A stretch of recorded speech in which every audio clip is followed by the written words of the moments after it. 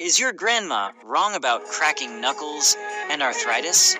You've probably heard that cracking knuckles leads to arthritis. But what's really going on?